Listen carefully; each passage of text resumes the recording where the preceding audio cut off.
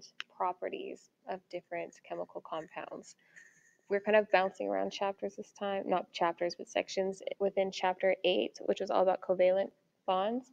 The sections we'll look at are 1, 3, and 5, just skipping over 2 because we already discussed naming in the last video. And then we're going to skip over chapter or section 4 because it goes over molecular geometry, and that's just not something we're going to cover in this course. But if you would like to go over that too, just let me know and I'll help you out. Our objectives for this lesson or this week is to 1, draw Lewis structures of molecules containing main group elements, 2, classify polar and nonpolar covalent bonds, and 3, predict differences in boiling point and other physical properties of compounds based on their molecular structure. So first, what is a Lewis structure? What is that all about? Lewis structures are used to illustrate the structures of molecules. That's it. From this, we can see the two-dimensional shape of a molecule and begin to understand its physical and chemical properties.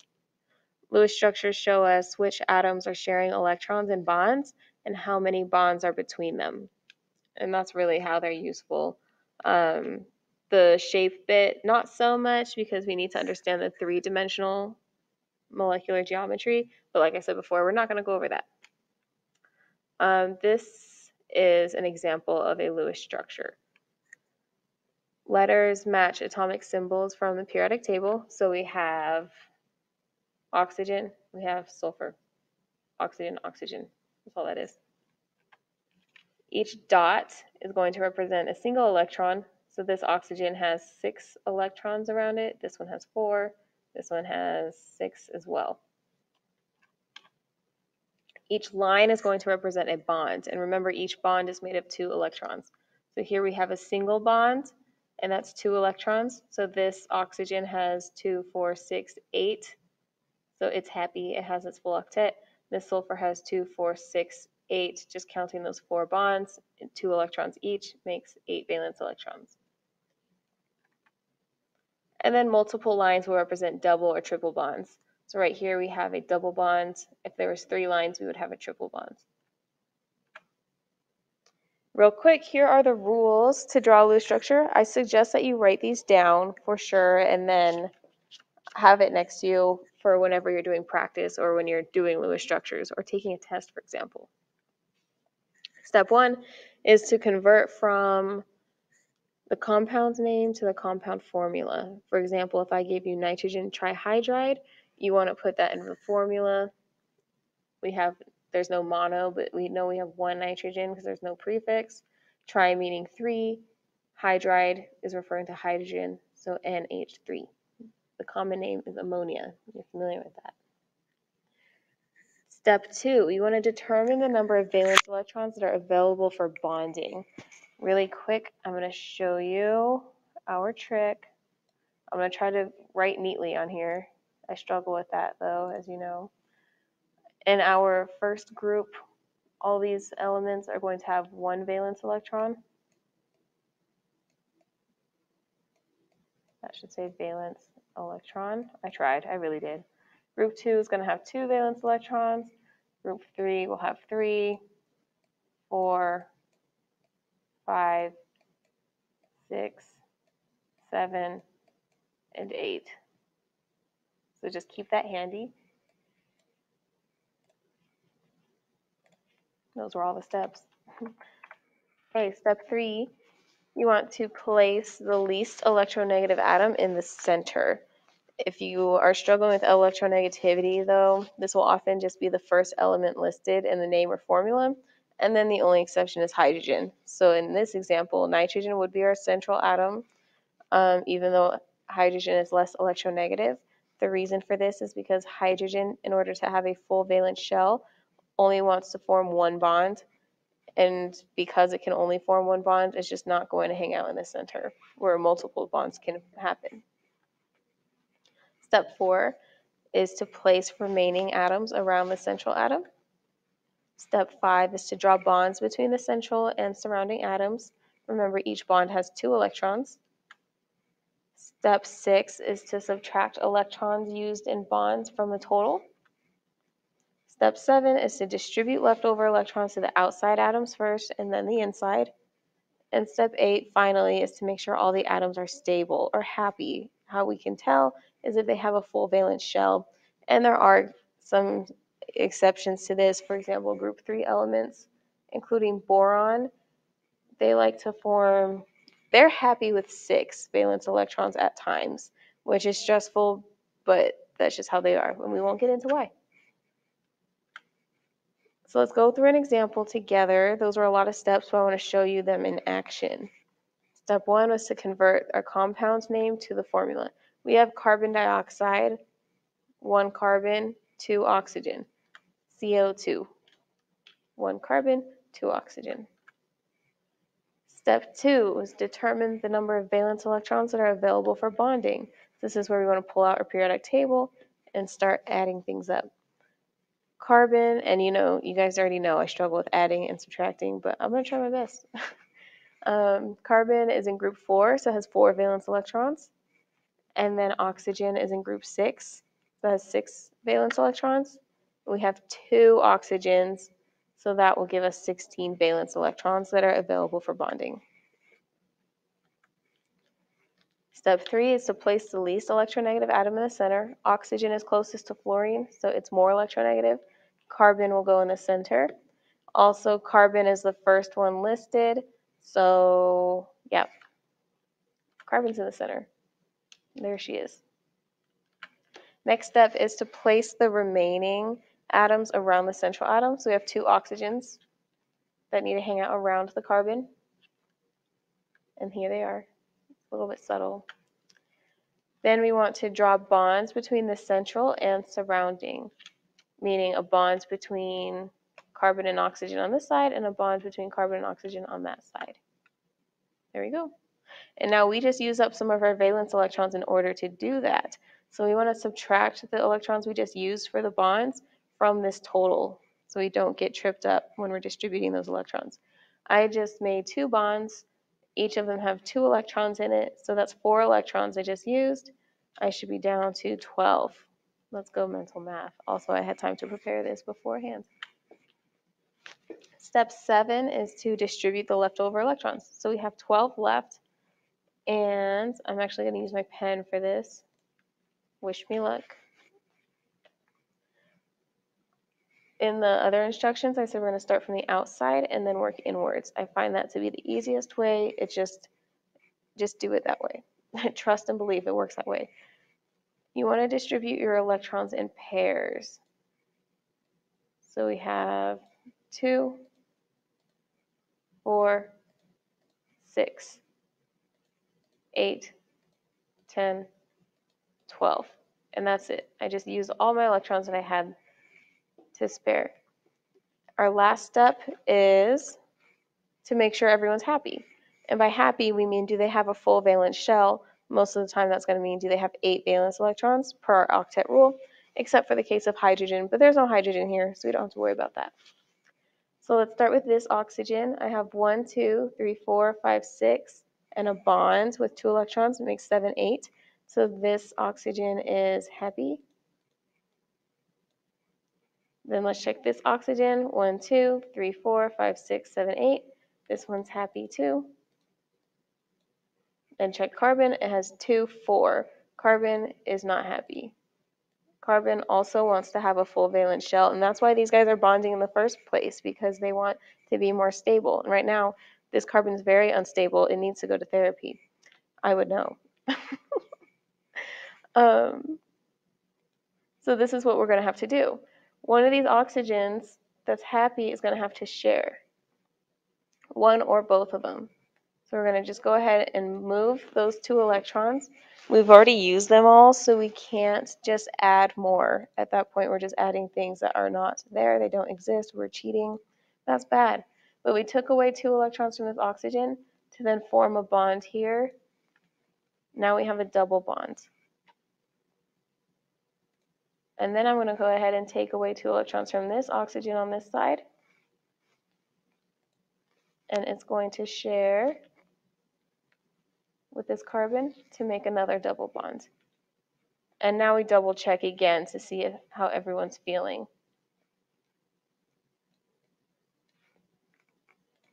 as if molecules have emotions. They don't, but I like to think that they do. We have oxygen here, 2, 4, 6, 8, so we're good. Carbon has 2, 4, 6, 8, so you're good. And then oxygen has 2, 4, 6, and 8, so you're good. Now, oh wow. So you might be thinking to yourself, okay, so how am I supposed to know that each oxygen was going to share? Couldn't I have done...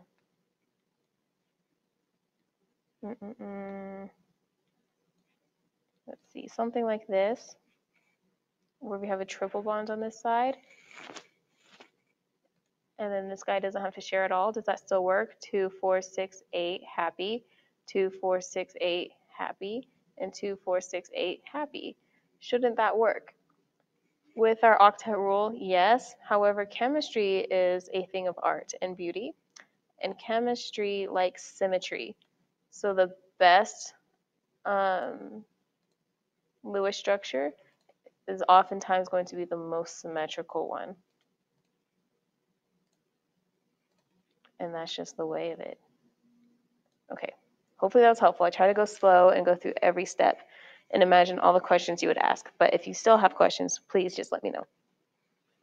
Here's another example. For this one, I'm just going to write. I didn't make it all pretty.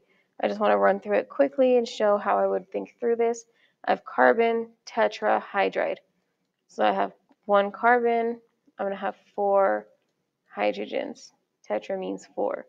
So I'm working with CH4. Common name is methane. I like this name though because it tells us what elements we have in there. Second step is count up our valence electrons. Carbon's in group 4, so I have 4 valence electrons available to me, and each hydrogen will offer me 1, so I should have 8 valence electrons available. Then carbon's going to go in the center. This is one of our cases where hydrogen doesn't want to be in the center. Hydrogen likes to sit on the outside because it only wants to form 1 bond. So carbon in the center.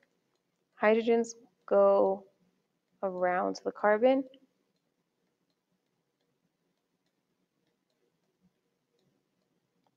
Okay, then I'm going to start to bond these. And then let's see how many electrons we just used. 2, 4, 6, 8. Oh, that was all of them, so we're done. And then just check and make sure everyone's happy. So carbon has 2, 4, 6, 8. Carbon's good. And this hydrogen has 2, which for hydrogen, that's a good thing. This hydrogen has 2. This one has 2. And this one has 2. That's it. That's our structure. Sans the smiley faces. And let's try this one. Dihydrogen monoxide. Di meaning 2. We have 2 hydrogens. Monoxide, so mono meaning 1. Oxide meaning oxygen. So we have good old H2O. Common name is water. Okay, least electronegative in the center, but our least electronegative is hydrogen, so we're going to go with oxygen. Oxygen in the center. Did I skip a step? Yeah, I kind of put these out before I added my valence electrons. Let's do that. We have 6 from oxygen, and then 1 from each hydrogen gives me 2, so I have 8 valence electrons once again. I'm going to connect these. That was 2, 4. So I'm down to 4 valence electrons now.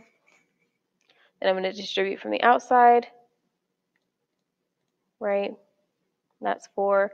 However, do I want to do this? Absolutely not. That's something people are tempted to do. Hydrogen has its 1 bond. It does not want any more electrons. It's already stable at this point. So let's try something else. Let's go ahead and give it to, oh no, oxygen. And that got rid of all 4. So we're done. Check, see if everyone's happy.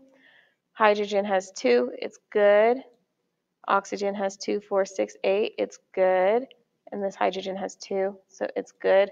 This is an acceptable structure. Now this last one's a bit tricky. This is different. I have a nitrate ion. Remember, nitrate is one of our polyatomic ions that you unfortunately just have to memorize. Nitrate's formula is NO3 minus. Remember, nitrite is NO2 minus. Very different, just by a letter. Okay. We're going to go through the same steps. So nitrogen is a group 5 element, so I'm going to have 5 electrons. And then oxygen is a group 6, but I have 3 of those. Oh gosh, mental math come through. So 6 times 3 is 18, plus 5 makes 23. Okay, and so what we just counted up was electrons from our neutral atoms, but this is not neutral. We have a charge here. We have a charge. So what we're going to have to do is add that electron from that charge. Since it's a minus charge, we gain something negative. That's our electrons. If it was a plus charge, we would subtract electrons. Plus 4? No. What am I thinking? I was trying to make it 24. I really jumped the gun there. Okay, so we're going to add 1 to make 24. Valence electrons available. And that's just a slight difference with our polyatomics. Least electronegative goes in the center. That's nitrogen. Then we're going to put the oxygens around it. I instantly just made the triangle shape because in my mind I know that's what it looks like, but if you did it like a T shape, that's fine. That's totally fine. I'm going to bond these. I just used 2, 4, 6 electrons, so I'm down to 18. Let's go mental math. You would think I'd be better at this by now, but it turns out that's not how that works. I have 18 valence electrons to now distribute. I'm going to start on the outside with oxygen. So that's 2, 4, 6, 8, 10, 12, 14, 16, 18. Oh, wow. That's it.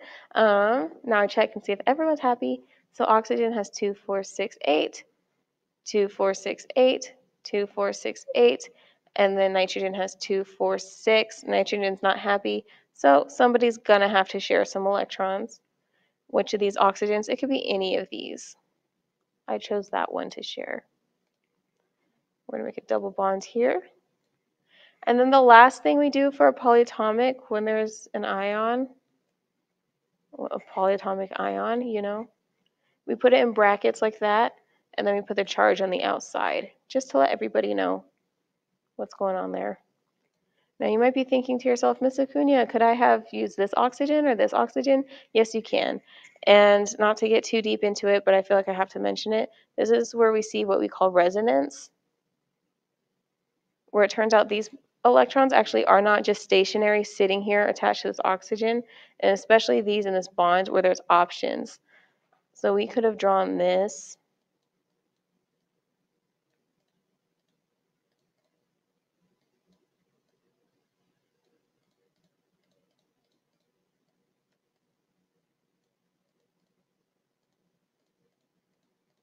And that would have been the same deal, right?